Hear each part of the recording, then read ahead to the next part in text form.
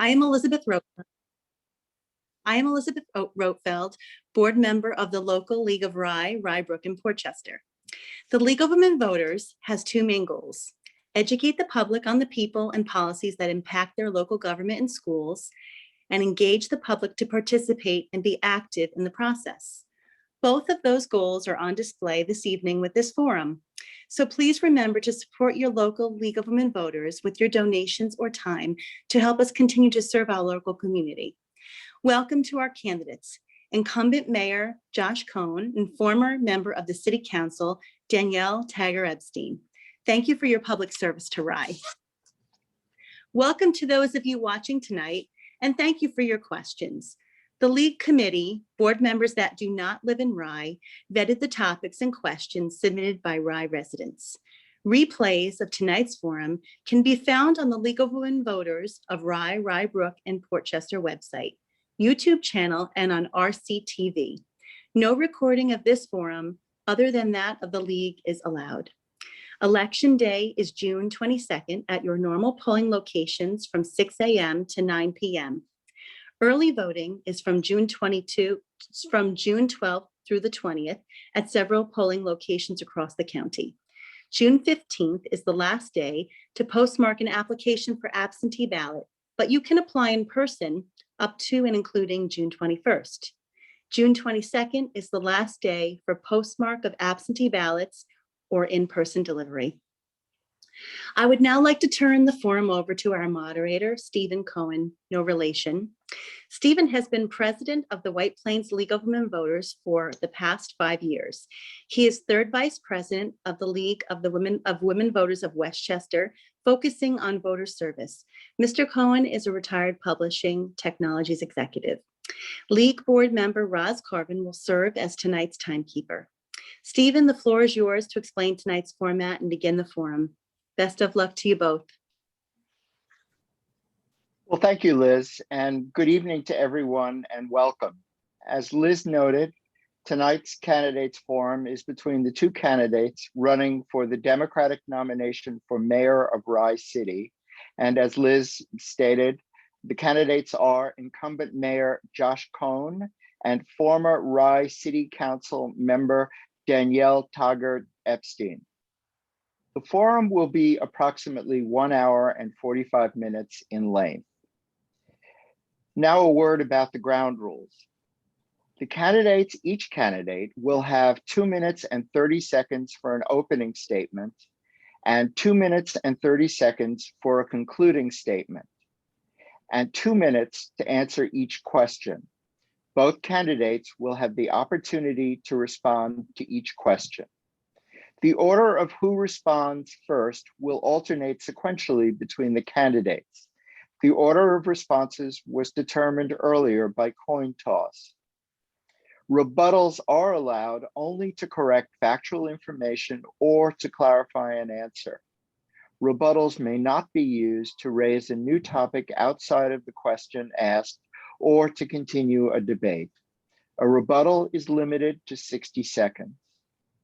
If the candidate who responded first in any round declines to rebut, then there will be no rebuttals in that question round. Our timekeeper this evening is Roz Carvin. Roz will indicate when there are 30 seconds remaining and hold up a stop sign when time is up. The candidate will be allowed to complete their sentence, but may not continue when time expires. There are 16 questions in tonight's candidates forum. The questions were prepared by the League of Women Voters of Rye, Rye-Brook, Portchester, and they were chosen from questions, and they were also chosen from questions submitted by the public via email and Facebook. Questions were selected to reflect a broad range of topics.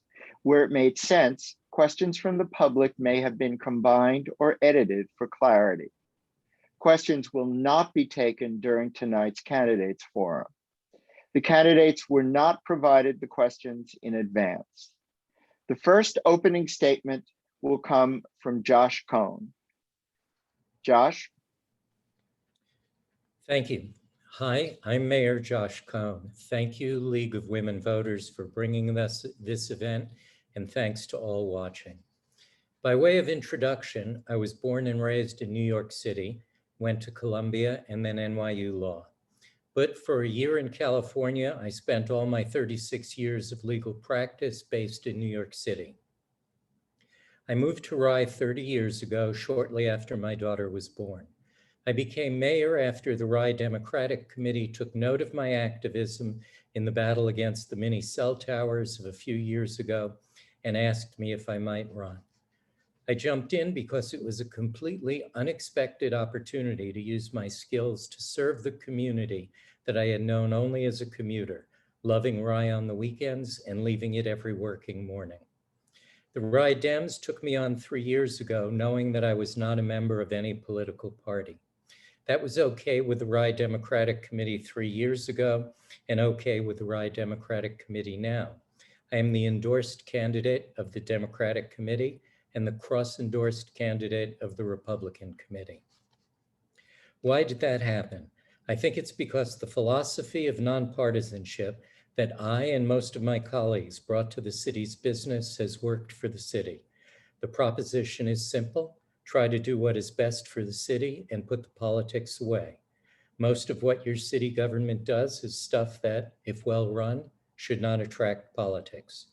The reason I have the endorsement of the two parties is that things are running well, with, as always, room for improvement, but still, we have created a plan now being launched to renew long neglected and unglamorous city infrastructure, revived the city's finance committee and senior advocacy committee, and appointed the city's first female city judge, settled the long-running Save the Sound pollution suit, accelerated road resurfacing, starting with the worst roads first, imposed a moratorium on certain land use decisions affecting housing density and loss of green space, kept the city under the tax cap, still A-rated and without a deficit after the pandemic.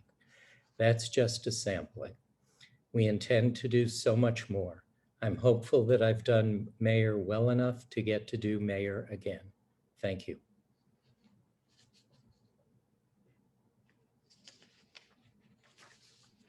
Thank you, Josh. We will now hear from Danielle Tagger-Epstein. Danielle?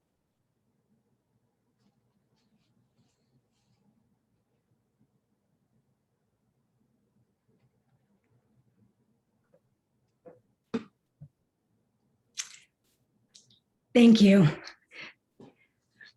First, I would like to thank the League of Women Voters, not only for the evening here, but for the tireless work you do to advocate for voters to have access to free and fair elections all over the country.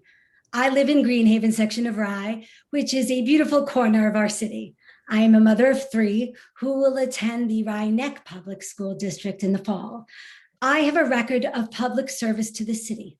I am a former city council person, a current chair of the Human Rights Commission, a co-founder of the Pride Community Group, which advocate for diversity and inclusion.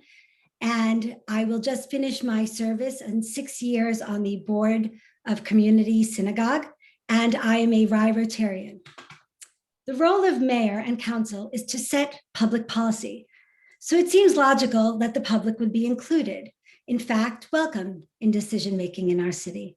Unfortunately, over the past 3.5 years, the city has become less transparent and more beholden to narrow interests and personal grievances that now guide the substance and leadership, and more beholden to narrow interests.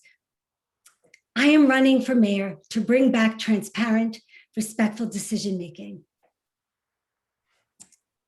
and a public process that welcomes and respects comments and opinions, even when they differ than those on the council.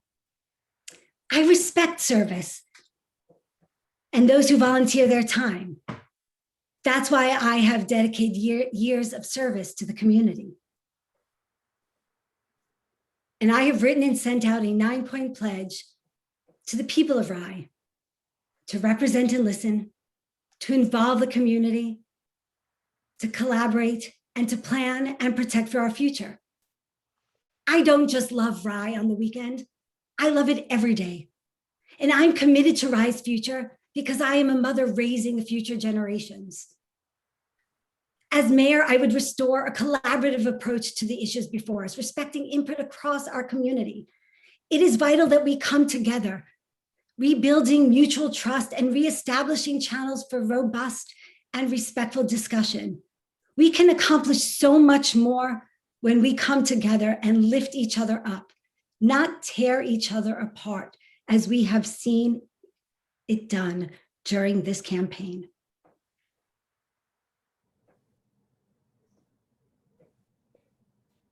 Thank you, Danielle. So now we come to the question and answer portion of the forum. And our first question will go to Danielle.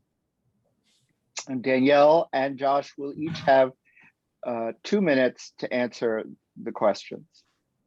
The first question is, how do the values of the Democratic Party influence your style of leadership and method of decision-making? I'm sorry, Stephen, could you repeat that? Certainly. How do the values of the Democratic Party influence your style of leadership and method of decision-making?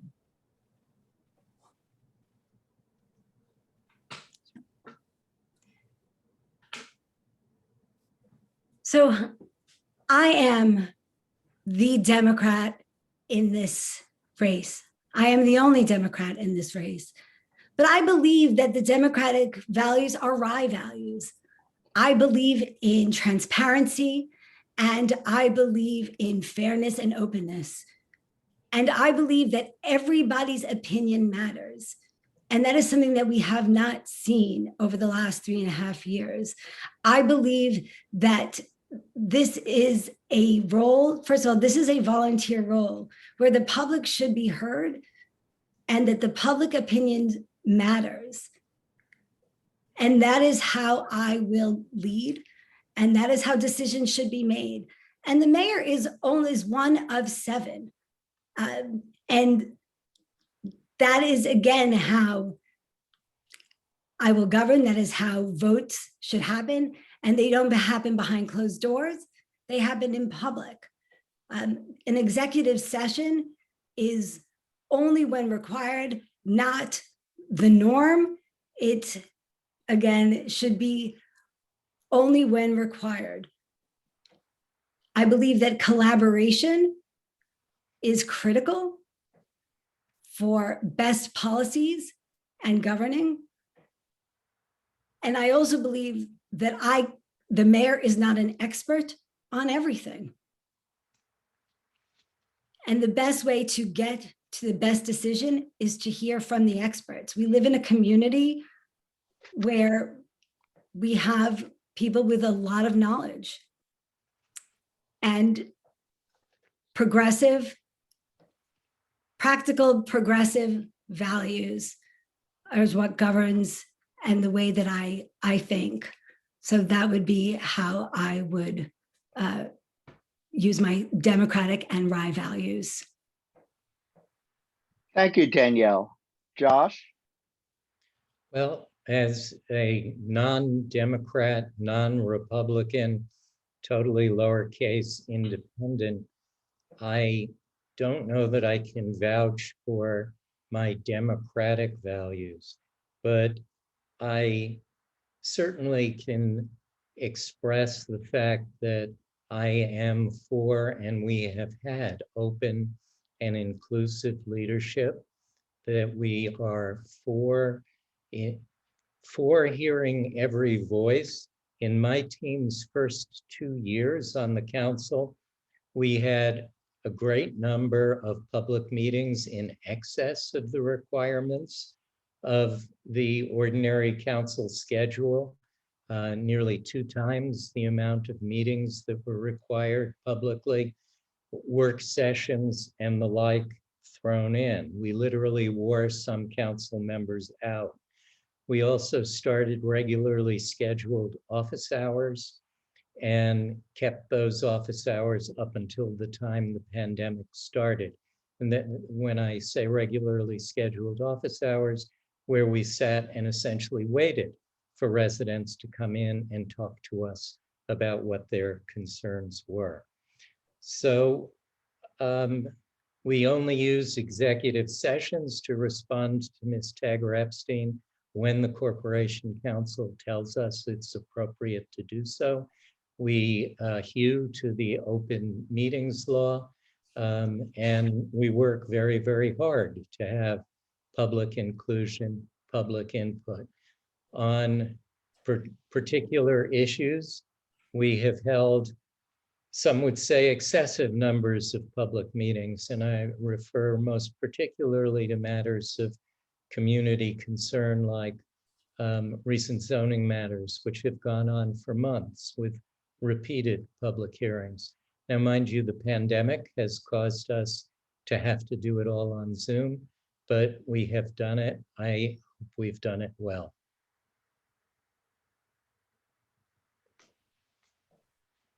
Thank you.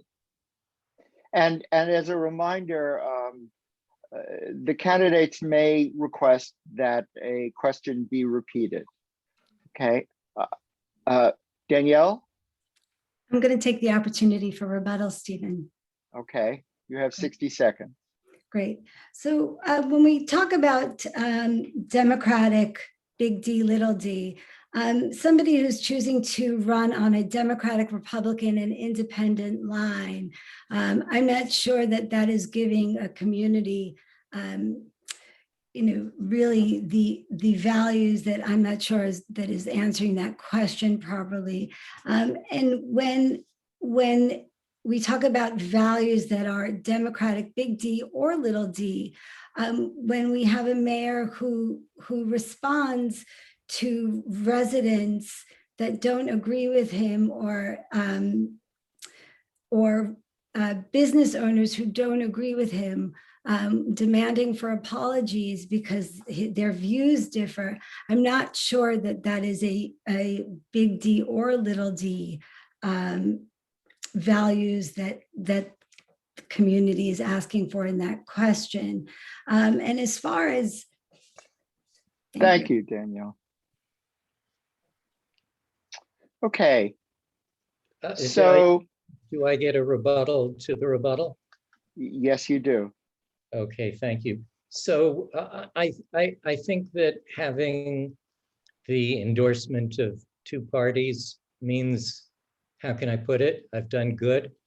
I think that consensus is what people want, that I've been able to create consensus, a sense of consensus in any case in Rye is a very, very good thing. I'm not sure of what incident Ms. Tagger-Epstein is referring to. I did ask one shopkeeper who admitted that he had made unfounded accusations to own up to it when he did appear publicly. And I don't regret that. I hope the shopkeeper does not regret the truth telling either.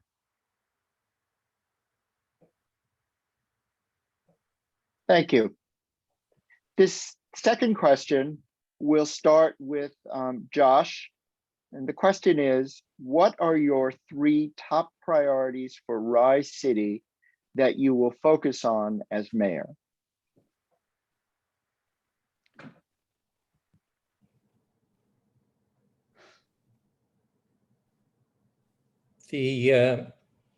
The first top priority is getting our capital improvement plan done.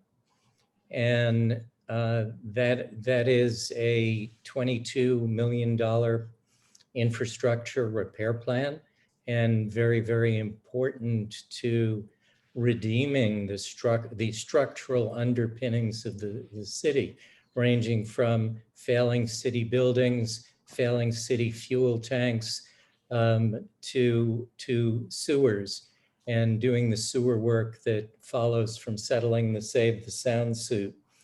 My second greatest priority is going to be maintaining fiscal responsibility throughout this. And that's going to be a juggling act. That is, we are going to stretch ourselves in undertaking the capital improvement plan. So we will have to very, very carefully work with our staffing mix and work very, very hard on our planning in order to create the sorts of improvements that'll last for 30 years if need be. And then third, we need to reform a number of RISE laws, ranging from tree law to zoning law and so forth. That is, there's a riddle of land use in Rye. I've wanted to take up a master plan now for multiple years. The pandemic was the last obstacle to that. We now have a period of adjustment after the pandemic in order to figure out where we're going from here. But we need to do a whole bunch of law revision and ultimately complete a master plan and a revised zoning code. Thank you. Danielle? Yes, thank you. So the first thing we need to do is restart the master plan committee. I've been talking about this since 2015. The master plan is, as we mentioned, it is a document that is not only it's a budget forecasting document, but it is a development plan for the future of our city that details where we want to go, where we want to be for the next 10 years in our community. And it's a collaboration effort. But as we go through that process, because it'll take a few years, there are things we need to do immediately. And that is look at our tree ordinance, our zoning, and revisit our rock chipping and blasting. There are things that we need to do to protect our residents in the immediate, and now, but those are things that we have to do while we restore our government that works for the residents, because right now it is only working for some, it is not working for all. There is a mistrust right now with the public. So that has to happen in the immediate. There has to be a collaboration with the public, and that has to happen. So it is the 1, 2, 3, and the blasting that is happening is hurting our is hurting the infrastructure as well, and taking a look at all of those things, and that can happen while we do the master plan. Thank you, Danielle. Next question, we will start with Danielle first. And the question is, what are your thoughts on how to restore the downtown Rye area and the small businesses that have suffered during the pandemic? Danielle? I'm sorry, Stephen, could you repeat? Certainly. What are your thoughts on how to restore the downtown Rye area and the small businesses that have suffered during the pandemic? Mm-hmm. Sure.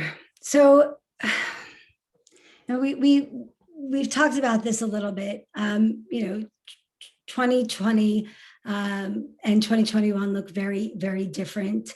And we know that a lot of our merchants were hurt during the pandemic and the closure of Purchase and downtown.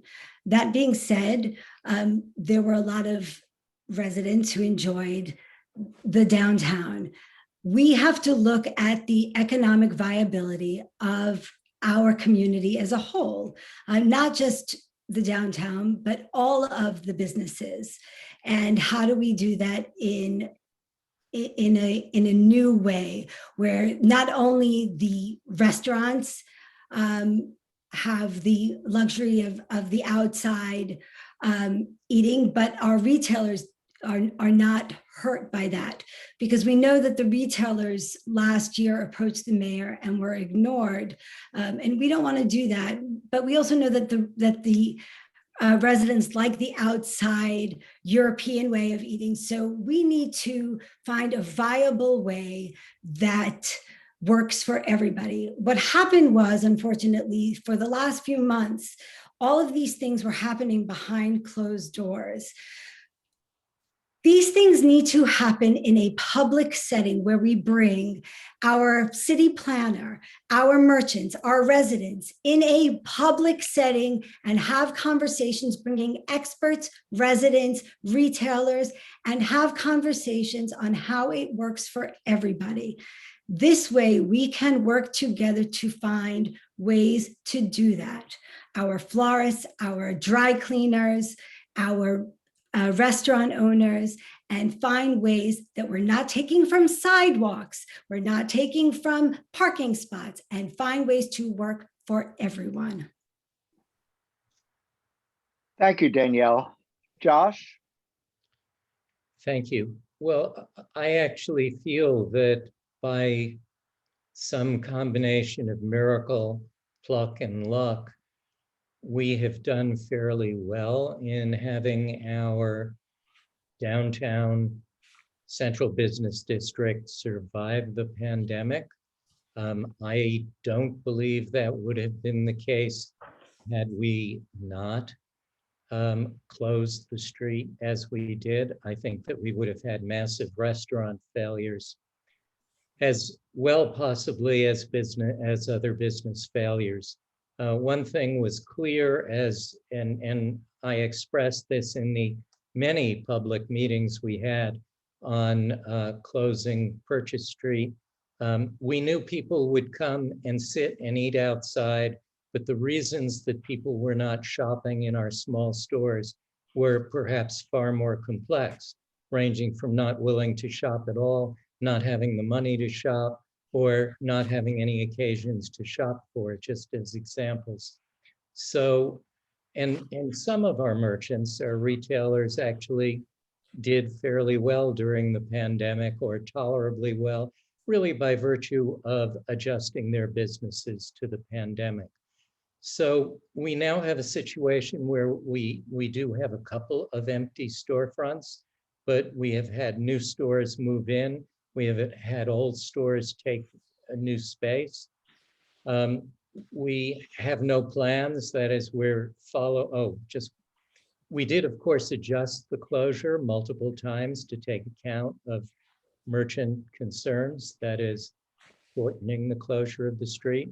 And we're working with the Chamber of Commerce going forward to make sure that what we do this summer is what the Chamber of Commerce would like us to do. And we'll be keeping our ear to the ground to make sure that the city helps our merchants going forward, all of them, restaurants and retail, as much as needed. Thank you. Our next. Stephen, I do want to just respond to that. Because one of the issues that I do want to say is that we were the only community to use an emergency order to raise parking during the pandemic. And we raised it from 6 p.m. To 9 p.m. and made it permanent during that time. And that didn't help. And we don't really know what the revenue from that was. And we've maintained that. And looking at 2021 and moving forward, we don't know if that's going to help help our revenue, hinder the restaurants, help retailers. And so when we reimagine our business district and working together with retailers and restaurants, we want to sit down together with the chamber and with all of the merchants and say, how do we help you? How do we help you get better? How do we make sure that you want to stay in Rye, that you don't leave? And I don't think that we do that behind closed doors or with a survey. Thank you. I'd like to rebut the rebuttal, please. Okay. So there was mention of an emergency order to raise parking. That was in effect for 2 weeks before the parking raise was ratified by the city council. The reason was, of course, the city was struggling to figure out where income would come from during the pandemic. We have spoken from 6 to 9, of course, is after our stores are closed. So primarily the burden falls on restaurant customers. We have asked the restaurants if they think that a slight parking charge is any burden on their business. And the response back is no. And if you think of the cost of a dinner out in Rye and the cost of $1 or $2 for parking, I think you'll see that the economics are okay with respect to the parking charge.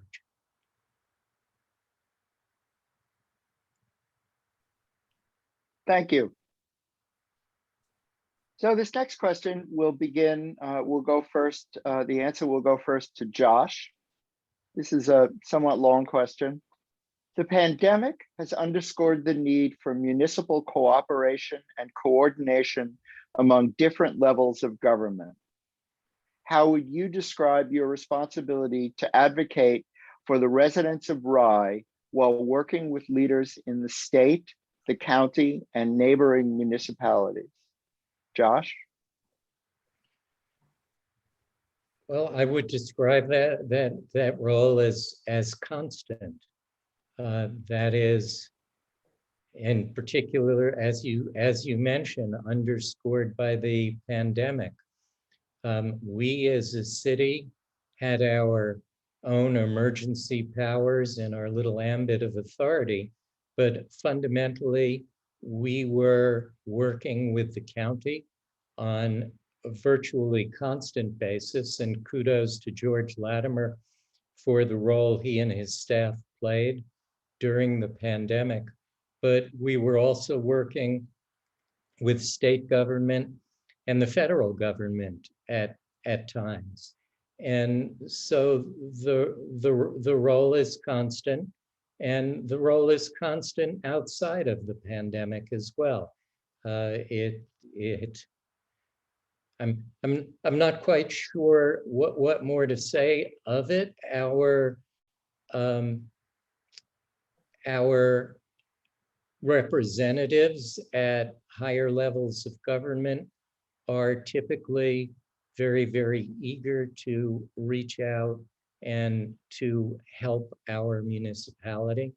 And I understand that is an appropriate part of their roles, but it's also very gratifying. Thank you. Danielle? Yeah. You know, part of the role of mayor and city council is to have good working relationships with members of our state and federal agencies, and as well as our neighboring municipalities. I am fortunate enough to have built relationships with our partners on those levels. And the reason is because of ability to attain grants on a number of things. You know, Steve Otis is actually one of the assembly members to get unbelievable grants when it comes to clean water. He has gotten the clean water grants for his district in unbelievable records. And we are lucky enough to be part of his assembly district. It's unfortunate that the mayor and Mr. Otis or the mayor will not reach out to Assemblyman Otis to see if we can get some of those grants. State Senator Shelley Mayer and now Congressman Jamal Bowman, when it comes to seeing how much are the ability to do some dredging for our boat basin, which is going to be a huge issue for flooding. We need relationships when it comes to moving our city into the 21st century. And I have relationships with people, with Mayor Tom Murphy and our neighbors in New Rochelle. We need relationships to build partnerships. And that is something I am very good at, building partnerships. Thank you. So this next question will begin with Danielle. The question is, how will you involve Rye residents in the decision-making process? And to what extent do you think they have been involved thus far? Mm-hmm. So I believe that you get to the best decisions when you collaborate. You can't be, one person can't be an expert at everything. And I believe that bringing in people to hear from, a lot of people is a good thing. And it's an important thing. Our role on the city council is to set public policy. And you cannot set public policy without listening to the public.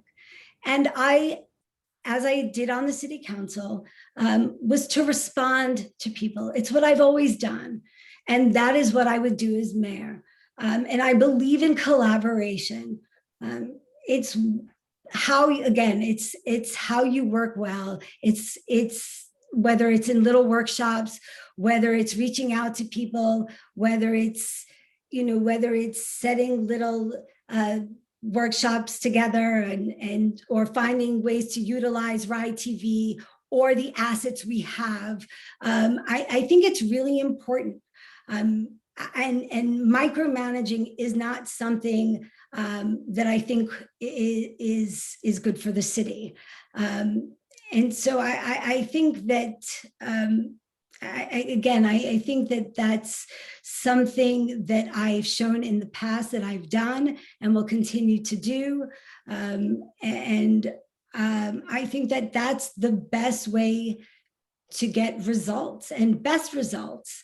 And I think that people want to be a part of the process. It makes them feel involved and makes them, I think it makes them want to not only want to be involved, but makes them want to continue to be involved, whether it's to join commissions or boards. Thank you. Thank you, Danielle. Could you repeat the question, please? How will you involve residents in the decision-making process, and to what extent do you think they have been involved thus far? To a certain extent, I think I answered this question previously. That is, we've had a great number of public meetings on issues attracting public attention. Particularly, we've extended processes in order to accommodate public interest. We've had open office hours. We, of course, rely on our boards and commissions quite a bit. We will continue to do these sorts of things. I mentioned having workshops on particular items that were of particular note. And so we, for instance, had workshops when there was a nursery field proposal, a big field proposal before the city council. And we had a number of those with opposing citizens groups and consultants present. We did the same with Avon zoning, Osborne zoning. So we understand that public input is vital. We treasure our public input and we listen to our public input, and we try very, very hard to satisfy the public's concerns. There is, of course, always the issue of how do you indicate that you're listening when, of course, you are listening. Thank you. Can I rebut there? Yes. In every case that the mayor just gave, the nursery field, the Osborne,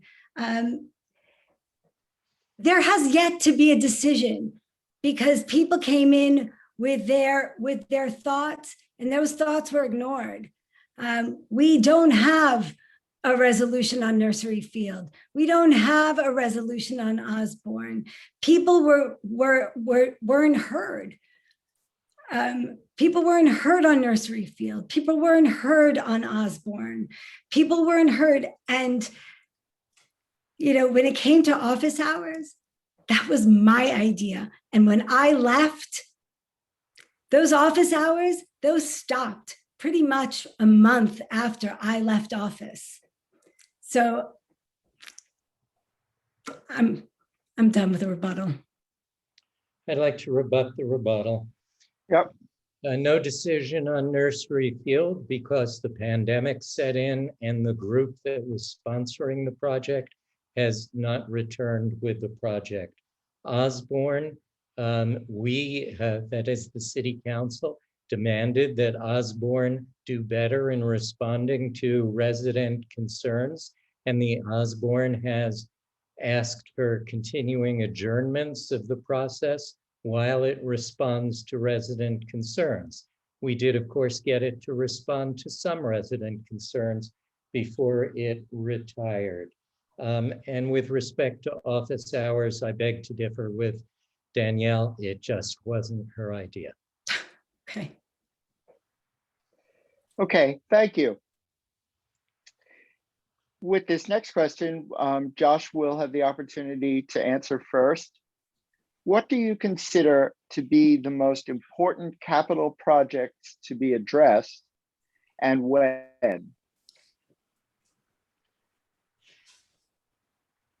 That's a very, very hard question because the capital projects we are addressing are those that were determined by staff after review as well by our finance committee and after a number of public workshops by the city council as a cluster of projects that are the most urgent in the city. And so we are taking on that group of most urgent all at once. I think I would say, excuse me, as a matter of personal opinion, that we absolutely have to take on the sewer work, particularly that required by the Save the Sound suit, because cleaning up Long Island Sound is just so incredibly important.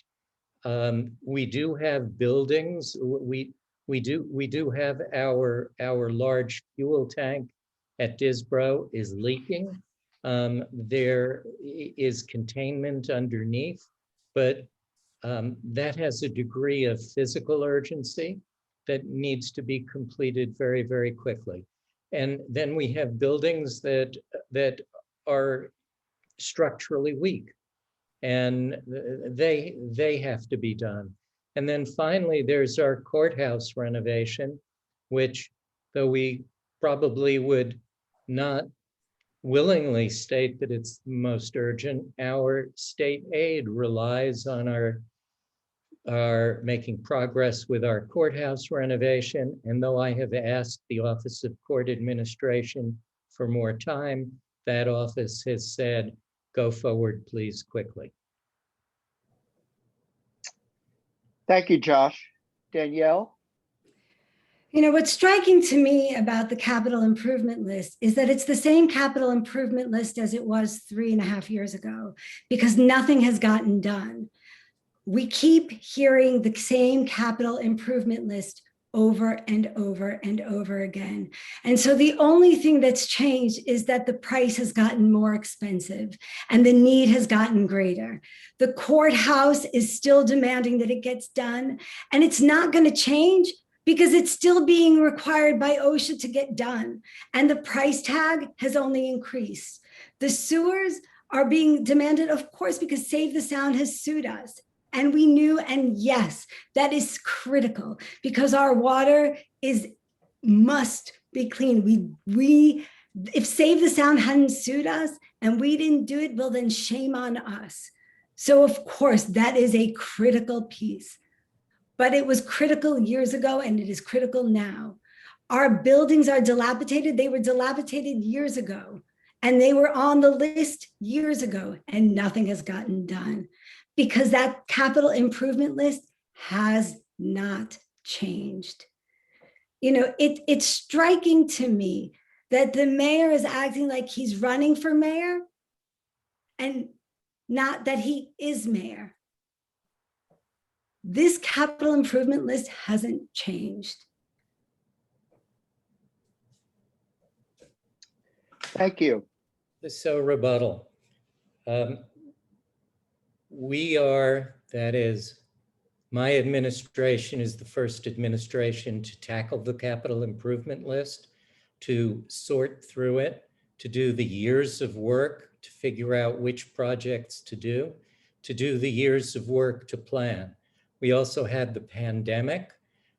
We also did the emergency renovation of RIREC, which was necessitated in order to keep the day camp going, which of course distracted our planning and our building team.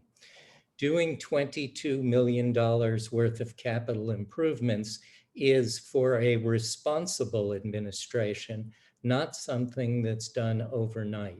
It takes a fair amount of time, a fair amount of work. We have approved the funding sources for the first of these projects. They're going to be, I don't want to say, I'm tempted to say dancing down the runway. It won't be quite like that, but we expect shovels in the ground very quickly. Thank you. I'm going to rebut the rebuttal. The pandemic was March 2020, and you took office in 2018. And unless you had a crystal ball, you couldn't have known the pandemic was coming. So what did you do in the first 2 years? So you can't blame the pandemic for everything. Stop blaming the pandemic for things you didn't do. Thank you.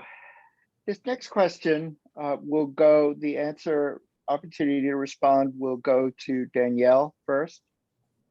Given that there is currently a moratorium on building new residences in Rye, do you think there should be changes to the zoning code to deal with future commercial and residential development? Danielle? Mm-hmm. So I've long talked about the master plan that is much needed to look at our zoning and our tree ordinances and our sort of our overall need to look at our outdated master plan, which is from 1985. And I believe that the moratorium is a sort of election cry by this administration that was put in because there was a neighborhood that was really, of course, in sort of desperation. But of course, they were not helped by this moratorium, and that is, of course, the Oakland Beach area. And there was, of course, a desperate attempt by the mayor to put in a moratorium a retroactive moratorium that failed. But for the last few years, there's been no land planning or development approach by this administration. But there is a need, of course, to look at the master plan. And I will do that on day one and restart the master plan committee. But of course, there needs to be a new tree ordinance, zoning, flooding, rock chipping and blasting, and all of those things need to be looked at and revisited with collaboration with sustainability, conservation, and the public as we move forward into the 21st century. And it needs to be done with property rights as well. Thank you. Thank you, Danielle. Josh? Could you repeat the question, please? Certainly. Given that there is currently a moratorium on building new residences in Rye, do you think there should be changes to the zoning code to deal with future commercial and residential development? So first, there is not generally a moratorium on new construction of any sort in Rye. The moratorium is on certain sorts of subdivisions. It's on certain steep slope development. It's on what we call sideways houses, houses that don't face their front yard. And it's with respect to gerrymandered lot lines. So it's actually on a number of topics that I've had discussions on over the past couple of years with members of the Planning Commission. It's kind of a short list of first things to tackle. But I do think that the moratorium bespeaks the need to tackle a number of zoning changes. And the issue of zoning in Rye and house development and preservation of green space is a very, very complex one. It's one that I am very, very eager to see the city take on. It does require balancing complex interests. That is, the interests of people who want to buy homes, the interests of people who want to sell out, and who knows, possibly are happy to have their house torn down and a bigger one put in because it raises their price. The interests of people who want to stay in Rye and see Rye preserved. Unfortunately, our old zoning code was very liberal and people underbuilt, allowing people now to build out considerably without the need for substantial variance within their rights under the existing zoning code. So it does need a hard look. And ultimately, there needs to be first a zoning code look, and then a master plan look, and then another zoning code look, because your zoning code has to follow. Thank you, Josh. One sentence. Thank you, Josh. Okay, so this next question will begin with you, Josh. Please give your thoughts on how the racist incident that took place in the high school last month was dealt with and whether the response was adequate. What steps should the city of Rye take to ensure that it is an inclusive community? So with respect to the racist incident itself, I will only say little because of the confidentiality that attaches to investigations, but the school investigated and the school invited the Rye PD in to assist in that. The city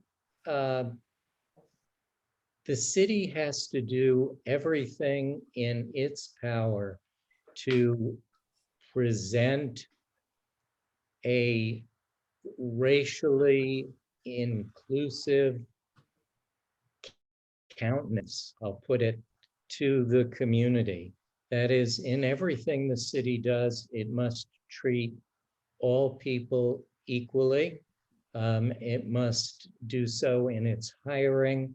And we have looked at our own hiring, and we have, within the context of our police review committee, made recommendations to the state of New York to liberalize certain provisions of civil service hiring so that we can look at broader applicant pools. and that would not just affect our police force.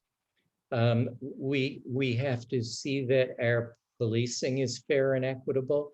And in our police review process, we have so far gotten good reviews. And the recommendations that came out of that were primarily for additional training beyond the great deal of additional training our police already receive. And in providing city services, we must be absolutely inclusive and absolutely race neutral. Thank you. Danielle? When an incident like that happens in our city, whether it's in our school, whether it's anywhere, we have a moral obligation to speak out and say, this is wrong. We put out a statement and we speak out because hate has no home in Rye. And that is what we do. Because we do not live in a bubble.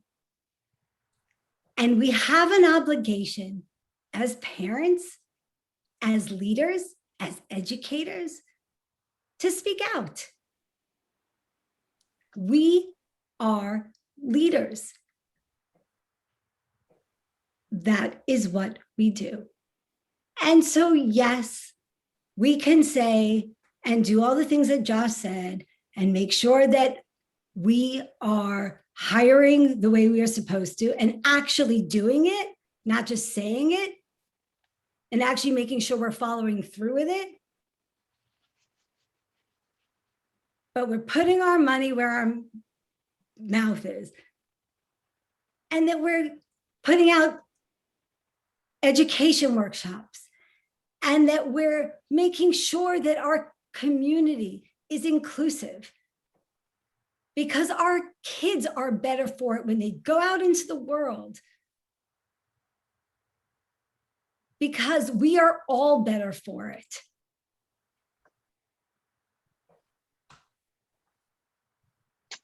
Thank you. This next question will begin with Danielle. What changes, if any, would you like to see in Rye Town Park governance? Danielle? So we are a joint commission, and we share the ownership of the park. What I would like to see is that we actually do our share. And, you know, we talk about the roads and the neglect on the roads after years not spending money. That happens in parks too. You know, in 2017, my former colleague, Emily Hurd, didn't approve the city budget. And the reason she didn't approve the city budget was because the then mayor, Joe Sack, and that administration didn't put the money in for the Rye Town Park budget. And that was upsetting to her. So she said no for the city budget. Interestingly enough, she is currently the Rye Town Park Commissioner. We have an obligation. We have an obligation to preserve our roads. We have an obligation to preserve our open spaces. Also, interestingly enough, when we had the master plan committee, also under Joe Sack, what people said they wanted to preserve was historic character of our community, affordable housing, and open spaces. Our green open spaces, like the Boat Basin and Rye Town Park. So we have an obligation to preserve that. So that's what I would like to see. Thank you. Josh? Please repeat the question. What changes, if any, would you like to see in Rye Town Park governance? The way Rye Town Park is now structured, 4 of the 6 commissioners are essentially affiliated with the town of Rye. And only 2 are affiliated with the city of Rye. And that's though the park, which is a jewel, a great feature, a beautiful place, and certainly in the off-season, mostly enjoyed by Rye residents. That is largely controlled by the other jurisdictions. And the other jurisdictions have really different budgetary and funding constraints, or lack of them. And so the 2 village commissioners actually don't feel the effect of Rye Town Park spending on their budgets. They can approve expenses or not, as the case may be, without any impact on their budgets.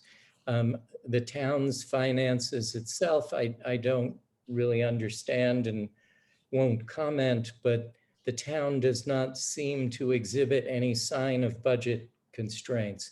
We, of course, have a budget process, and one of the things that I'm trying to do is get the Park Commission to recognize that as we plan projects, and the city has participated plentifully in projects from the seawall through the ramps to the new paths, bathhouse roof, and so on, that we coordinate with the city's budgetary process so that our city council has the opportunity to weigh in on these things, and so that our city council, and yes, our public, has the opportunity to have its voice heard as we do that. The other thing is the park is now engaging in deficit spending quite seriously, and I'm very, very hopeful we can wean ourselves. Thank you, Josh. This next question will go first to Josh. And the question is, Rye City functions under the city manager method of governance. Therefore, this position is of the utmost importance. In your view, was the recruitment and appointment process for the current city manager fair and effective?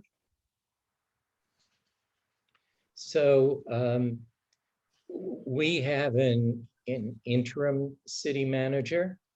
That is, we do not have a permanent city manager at this time. I would say that the process was fair and effective.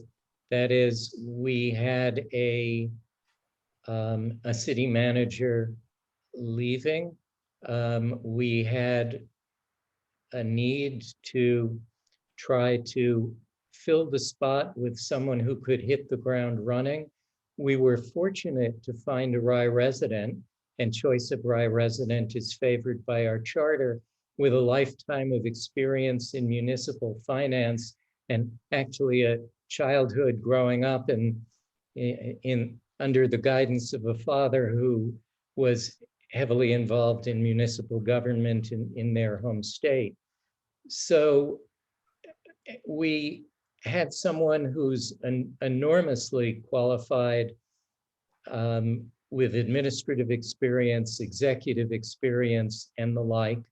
And we were able to plug him in by a strong majority vote of the council.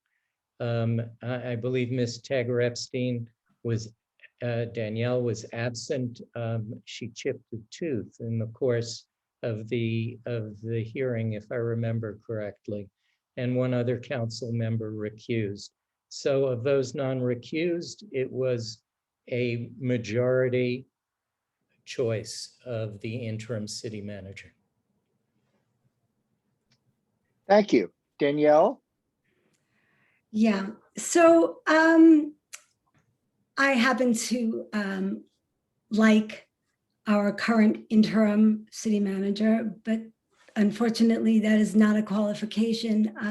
But I will take the city charter just word for word, because the interim city manager, as stated by the city charter, is a city administrative position. So generally, as required by the city charter, it is someone from within the city, already within the city office. And that hasn't been the case. And it is interesting to note that within the two most official positions that we have, our city manager and our public safety commissioner, they are both interim. That being said, I would hope that when we go out for both those positions, that we will do what is generally required for those positions, and that is to hire an executive recruitment firm and do it the proper way, as is done, as customary throughout municipalities. So I look forward to that being done the proper way. Sure. But I will say that I was on the city council and I did not have a chance to interview Greg like my other colleagues, which is unfortunate. And having a father who is or was a city administrator doesn't qualify you. But again, I look forward to the proper procedure when there is a permanent position. Rebuttal. So, of course, Danielle had every opportunity to interview Greg. That is, Greg was under consideration by the council for a month or more before we acted. And we did go to outside counsel and review his qualifications and review the city charter. And we in fact have an opinion of council to the effect that Greg was an appropriate choice under the charter and is handsomely qualified to be city manager. I'm going to rebut the rebuttal. I'm asking Josh for the record. So you don't believe the process was flawed and Greg is qualified to be city manager? I'm confused by your statement. So Danielle, we have at the end of this, the last question is one in which you may ask the other candidate directly about something. The purpose of the rebuttal is simply for you to clarify your position about something, but we discourage a back and forth. So perhaps you might wish to keep that to the end for the last question. Okay, so then I will rebut. Okay, so I will rebut. So I did not have a chance to interview the interim city manager. That is incorrect. I was not given the opportunity. So I will go on record to state that. And I will go on record to say that I believe the process is flawed, but I am looking forward to a more gratifying process when there is indeed a process for a more permanent city manager for all of Rye residents' sake. Thank you. Okay, this next question will begin, the first response will be from Danielle. What do you think the City of Rye's involvement should be with the proposed development of the United Hospital site?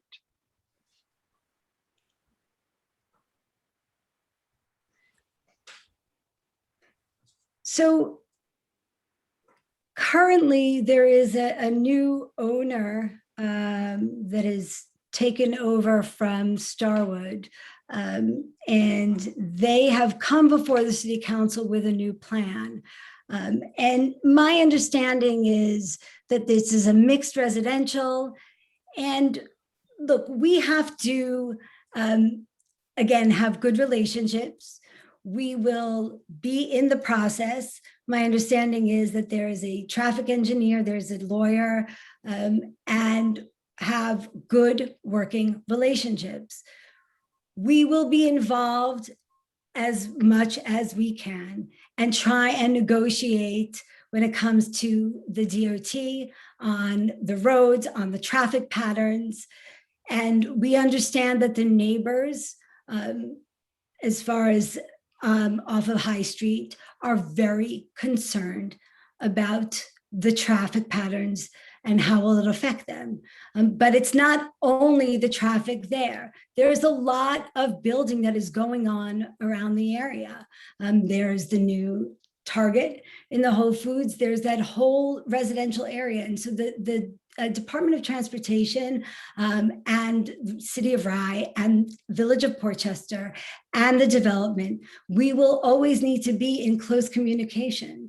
And that is, again, critical to working relationships and building relationships and maintaining relationships with the Village of Portchester, with the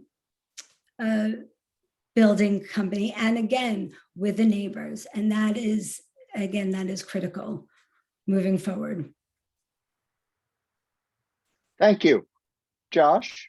Yes, so with respect to the United Hospital site, that is, there is a new developer, a revised mixed-use development, a new traffic pattern proposed. We are in, how can I put it, in consultation with the developer and with Portchester, with our traffic engineer and with attorneys, and our city planner, in order to figure out how this might impact the city of Rye. And the process that we're working under is actually related to the proceeding that we brought against Portchester with respect to its so-called form-based zoning as a result of its lack of an adequate traffic study. And so that under that proceeding, we have gained the ability, that is, that proceeding is being held in abeyance while we are essentially negotiating on the United Hospital site. But the proceeding against Portchester with respect to the form-based zoning goes to the lack of traffic study with respect to the two corridors that are of most relevance to Rye, that is the Boston Post Road corridor and the Midland Avenue corridor. And we know that DOT has flawed Portchester for its lack of adequate traffic study. We know that Portchester is eager to find a way to negotiate with us. We're very interested in negotiating with it. We're only sorry that they didn't negotiate with us before we got to the point that we had to sue. Thank you. This next question will begin with Josh.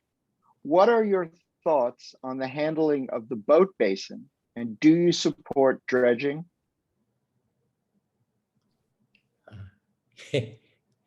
One must support dredging. I'm a fan of the boat basin. I think that the boat basin is in some ways symbolic of Rye. It's a gateway to the water for people who don't have access to clubs or who aren't fortunate enough to live on the water.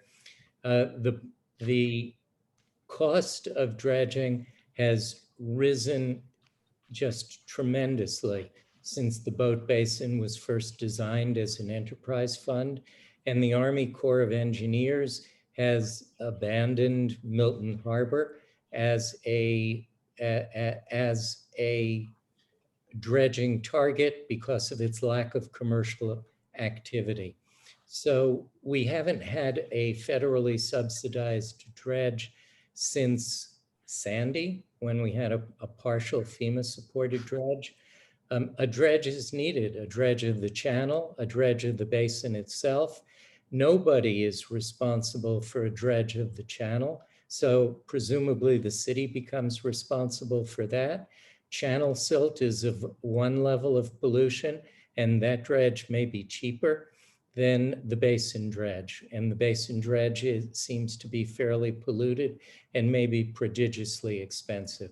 So how we work these things out and how we decide how the city should pay and what share the boat basin needs to pay as an enterprise fund structured to bear its own costs, but knowing that those costs have changed since that structuring took place remains to be seen. We're gathering the information now in order for us to understand the costs, the timing, and the means of disposal. Thank you. Danielle? Sure. So we keep going back to the boat basin is an enterprise fund, the boat basin is an enterprise fund, which I get this feeling it's the sort of not my problem thing. And at the end of the day, the buck stops here. And the longer we wait and not dredge, the more the problem builds up. And we're seeing this all over. We're seeing this, and we've mentioned it before, right? With the roads and with every other issue. And the same thing is happening with the boat basin. The same thing is happening with the dredging. And the longer we wait, the more expensive it has gotten. And here's the problem. It's not just a boat basin issue, because it's a flooding issue. And the boat basin, it's a recreation, it's a recreation, it's a property value, it's an environmental issue. The boat basin is a vital part of Rye. So we know, I mean, the Army Corps, as the mayor mentioned, I mean, the Army Corps had stopped dredging a long time ago. And so, spending 3.5 years figuring this out, and there's still no answer of who's going to dredge or how we're going to pay for it. When do we figure this out? We've got to work together. We can't work in silos. I will work with different groups on all environmental issues. Dredging and the marina is just one of them.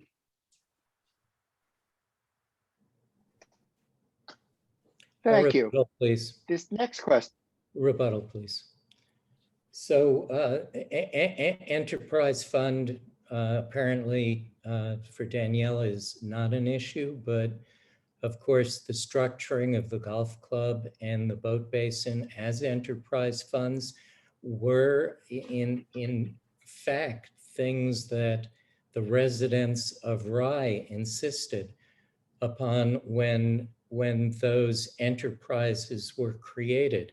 And I know from conversations that there are people in Rye who adamantly think that the city should pay for everything involved with the boat basin, and those that think that the city should pay nothing. And that's a public discussion that needs to take place.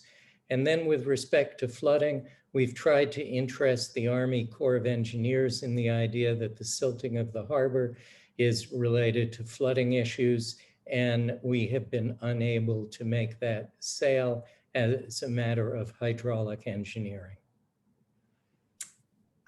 Thank you. I'm going to rebut. That's right. The golf club is also an enterprise. But when the golf club got into their issues, who paid for it? The city. Because at the end of the day, the city is responsible. And the same thing here. As leaders, we make choices and we have to make the tough calls. Yes, of course, there are people who want you to do this or this, and you can't make everybody happy. That's what being a leader is. You can't make everybody happy. You have to make the tough choices. Thank you. So this next question, we'll begin with Danielle to respond. Keeping in mind financial issues that could include revenue, taxes, spending, grants, debts, etc., what are your recommendations to improve the city's financial position while balancing the quality of services? Sure. All right. That's a loaded question. So it is always tough to find new sources of revenue. We know that. And balancing all of those things is tough, especially moving into the 21st century. So it's finding programs that can do both those things, right? Like the food scrap program. That's an easy solution. That is a tax revenue saving program. It generates money. It saves the taxpayers. It saves the taxpayer money. It moves us into the 21st century. We always need to look at new sources of revenue. That is one way. Another way is looking at more efficient streams of, looking at new sources or new streams of revenue, making sure that we're efficient. Our parking. Are we being efficient in everything that we do? Our solar, community solar, White Plains, during the course of the pandemic, built a whole community solar program while we were doing what? We need to see how efficient we can be, how much energy, how much they're saving, how much can we do? Where can we save money? Where are there new sources of revenue? Where can we be more efficient and move our city into the 21st century? I've said this before, greed is also good for the bottom line, and we can do it, and we can be more efficient. Thank you. Thank you. Josh? Repeat the question, please. Keeping in mind financial issues that could include revenue, taxes, spending, grants, debts, etc., what are your recommendations to improve the city's financial position while balancing the quality of services? Okay. We are, of course, looking for new revenue sources. That is a job that our finance committee is looking at and actually hotly engaged in discussion of some ideas brought forward by a particular Rye resident and other ideas as well. We do have to be very, very careful to contain our costs. I think I've indicated the challenges that go with that in our capital expenditure plan. It's really going to be quite hard to manage the expenses that will be there and get the quality of work that we need to get. We succeeded in getting $6 million worth of grants in my first 3 years. We are actively pursuing grants with all sources, at all levels of government. And so we are looking forward to continued receipt of grants in order to help us there. We very, very much want to stay under the tax cap, and we'll work very, very hard to do that. But fiscal management is really going to be one of our principal challenges, as I indicated in response to the opening question. Thank you. I just want to rebut there, if I may, Stephen. So grants are one of those things that we always have to be sort of wary of, and because they sometimes sound really great, but the matching sometimes that is required by a municipality sometimes winds up being a little bit more than we bargained for. And then we are required to put out more money than sometimes we had planned. And then the project winds up being a little bit more expensive. So, again, the grants, when the headline sounds really great. And I'm not disrespecting grants at all. I think we should always continue to look for grants. We are lucky to have a city employee who looks for grants, who writes and writes the request for grants, and we should continue to do so. But we've again got to be smart about where we look for the money elsewhere. Thank you. Rebuttal to the rebuttal, please. We, of course, check the matching obligations on any grants we apply for or accept, and we don't go for the ones where we would get hurt one way or the other by either the match or the burdens that are imposed. And then finally, there's really not sufficient money in the food scrap subsidy to compensate for the dislocations that would be required in DPW tasking in order to give effect to greater curbside pickup. Okay, our next question will begin with Josh. In April 2021, the Westchester County Board of Legislators reached a settlement agreement with Playland operators Standard Amusements. In the past, County Executive Latimer has expressed a willingness to include Rye City in future decisions surrounding Playland. How would you, as mayor, ensure that the rights and comforts of Rye residents are not infringed upon by Standard Amusements' operation of Playland? The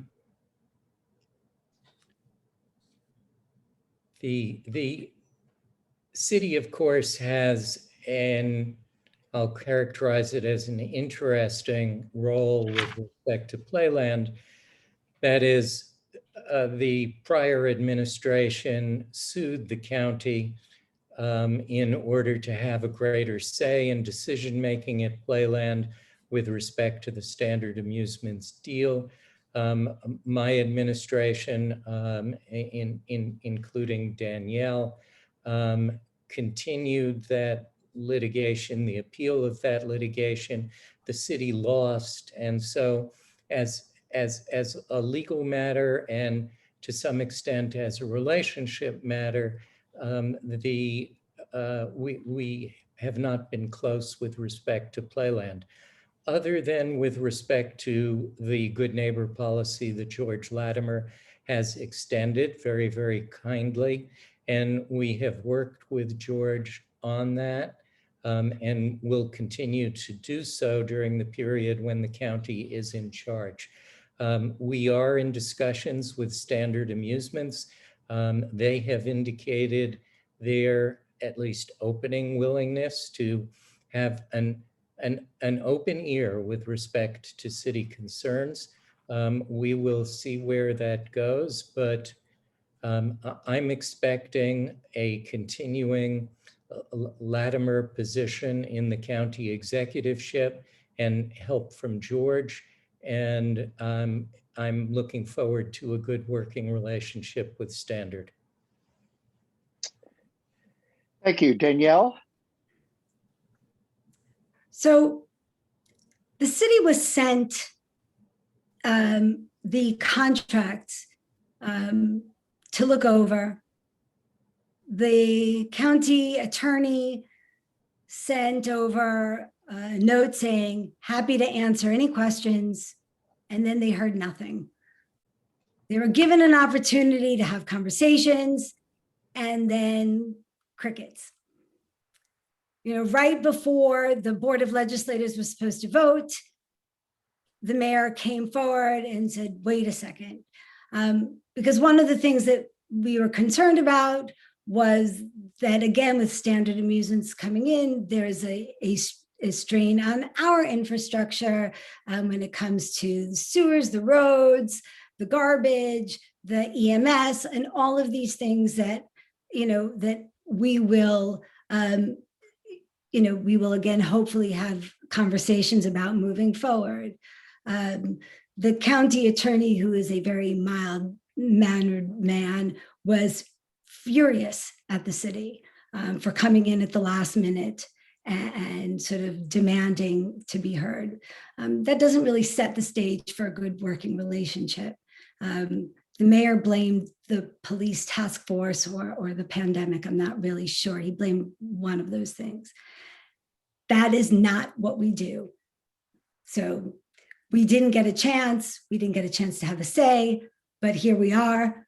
We hope to move forward and try and now build a working relationship with Standard and the county, and hope that when the time comes and we have, clearly a lot of stress on those parts of our infrastructure, that we will be heard. Okay, Thank you, Danielle. rebuttal, please. So quite early on in January, I spoke to George Latimer about the agreement, and then in March, when the agreement had become public, our city manager was told by George that really we couldn't expect any changes in the agreement that would be responsive to our concerns. I was in touch with Catherine Parker afterwards about opportunities to speak. I think Catherine Parker has spoken publicly and has spoken about the timeliness of my efforts. And the refusal of the county legislator to hear, I can't help feeling was really of no effect, because in fact, the county legislature made almost no changes in the agreement that had been negotiated by the county attorney previously. And in fact, the legislature only allowed one group in to testify, and that group was a group of retired county park executives. So I don't think that there really was an open ear. And after our lawsuit, I think that was even more the case. But in any case, I'm happy to report that conversation with Standard is in process and appears to be going well. And I believe we'll have a friend in the county. Thank you.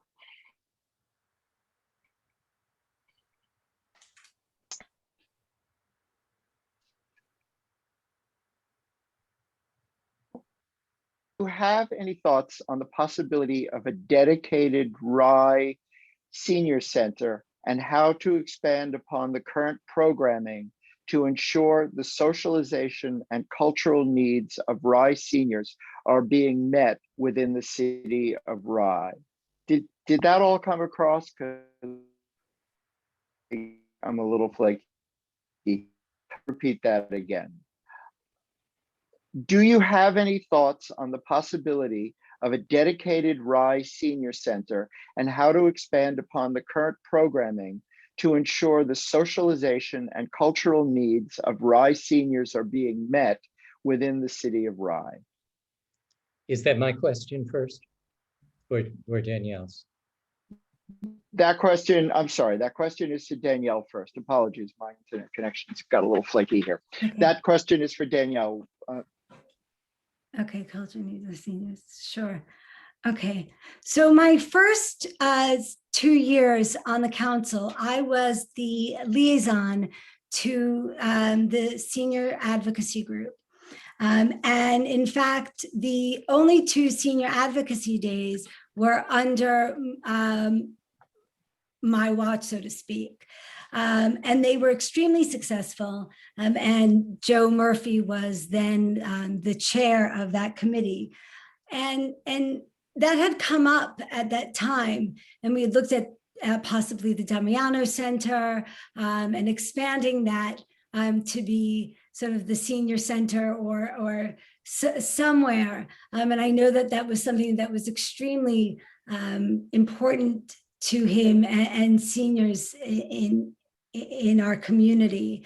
And keeping seniors in place in Rye is really important. That's why, again, affordable housing and the Osborne is so critical to our community.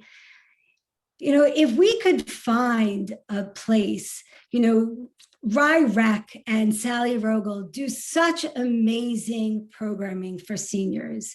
And they do meet a lot of the needs of our seniors. Between that and Spry and Sage at the synagogue, there are enormous amount of programming for seniors. If there is a way to combine it under one roof with, I know, the senior advocacy group that does such great work now, that would be something that I would be in full support of and would work really hard to make happen. Thank you. Josh? It's an excuse me, an interesting idea. I work directly with our senior advocacy committee. I found it, in fact, in disarray and without any really any leadership or quorum.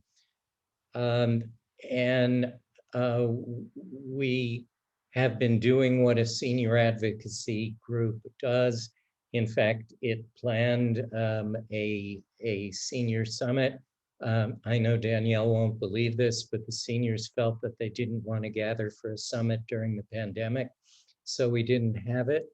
But we're now working on another. But the advocacy group has been essentially focused over the period of the pandemic when vaccine has been available, has been focused on getting the vaccine to people.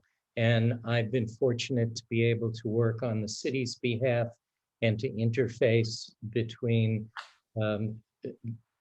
different levels of government and get the Osborne in queue for vaccination, and to also help in particular with getting our homebound lists organized and to the county. In fact, it was our senior advocacy group that first notified the county of the need to have a program to advocate the homebound at home.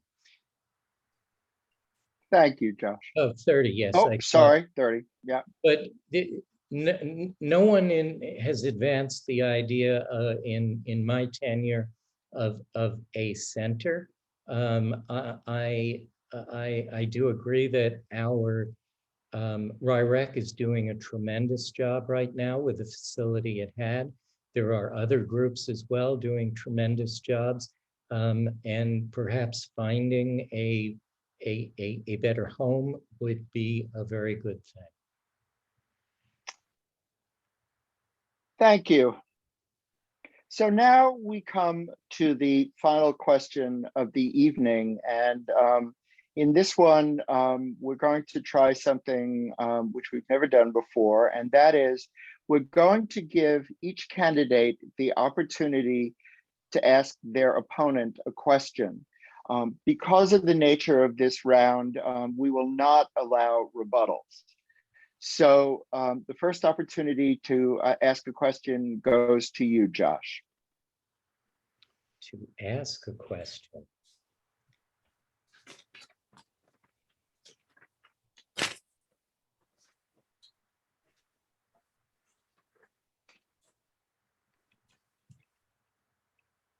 What, Danielle, are your particular qualifications to be mayor? I thank you for asking, Josh.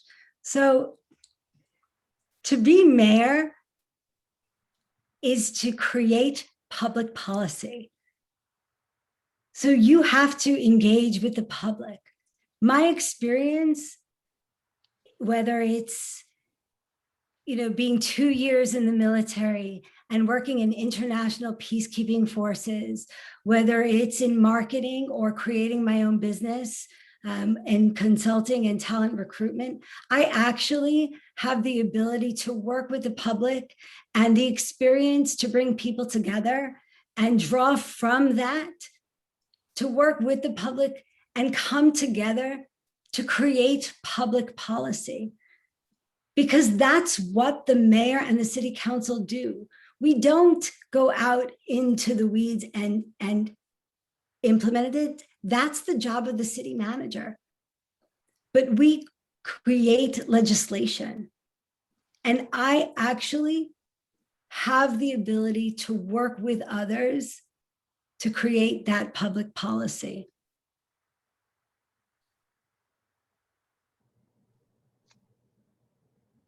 Thank you, Danielle. And now it's your opportunity to ask a question of Josh.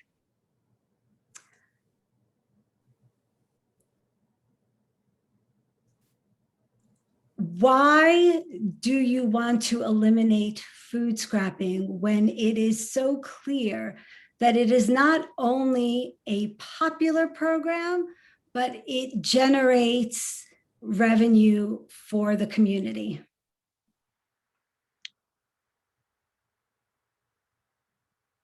I don't want to eliminate food scrapping. I've supported virtually all the green initiatives contemplated by the city, from green energy to Tree City USA to food scrap recycling, both our drop-off program and our test curbside program.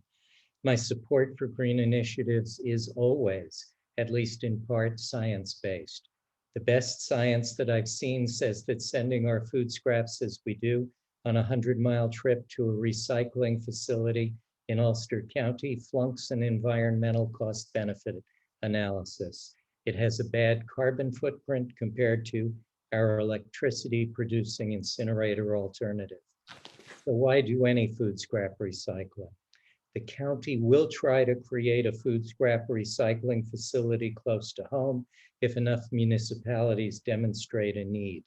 We do that with our drop-off program. Our curbside test program is with eager volunteer households, yet the test program has had many dropouts and weekly participation below that of, say, cardboard recycling by non-volunteer households. In other words, we have an underutilized crew and truck tootling around the city. Expanding the curbside program will eat into DPW services, and the cost of those dislocations will offset any cost savings provided by county subsidies. To expand curbside with our present staffing likely would mean dropping 2-day-a-week garbage pickup, something my opponent declared herself against previously.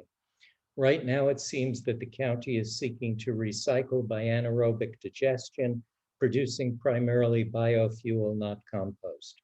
Will food scrap collection methodology change as a result? We don't know, but we seem to have good reason to take our time to learn. Only one Westchester municipality has a permanent curbside program, but more than 20 have drop-off programs, and there are good reasons for that. Thank you, Josh. So we've come now to the end of the question and answer portion of tonight's forum. Each candidate will now have 2 minutes and 30 seconds for a closing statement. The order of closing statements is the reverse of the opening statements. So Danielle, you will go first. Danielle? Sure. So I just want to take this opportunity to thank everyone who is listening, because I think what I've shown is that I am really here to be responsive and to listen to what the public wants. I am genuine. and I care about the future of this community because I'm a mother raising future generations in Rye. Like I said, I don't just love Rye on the weekends. I love Rye all the time. And I am committed to the future of Rye. I love the historic part of Rye. I love the character of Rye. And I haven't gone into this race to destroy someone else's character. I am in this race to be the mayor of Rye because I care. And because I know that I can do a good job and I can do a better job. This mayor is running on the Democratic, Republican, and Independent line. And I am asking for your vote to give Rye a choice, a better choice. We need a government that is responsive when people have a difference of opinion, because having a difference of opinion is okay. It's allowed. We are allowed to have a conversation and come to a conclusion and disagree. That's allowed. And debate. And things shouldn't happen behind closed doors. It's enough. We need to be better. We are better than what we have seen. Thank you. Thank you, Danielle. Josh? Thank you. Again, my thanks to the League and those listening. My opponent snipes, trying to distract from real accomplishments. She criticizes me for decisions she was party to when on the council. She criticizes me for decisions she claims I will make, though I have not even considered them. She promises to listen to everyone cordially, but just now pounded the table with respect to enterprise funds. She claims, and her people going door to door claim, I'm a Republican, though I'm not. What I am is a consensus candidate, perhaps a small piece of that consensus most of us claim we want to see. My opponent will declare that when needed, she will reach across the partisan aisle. For me, there is no aisle. There's just the challenge of working with others to get things done. A wise old city manager warned me early on that government is slow.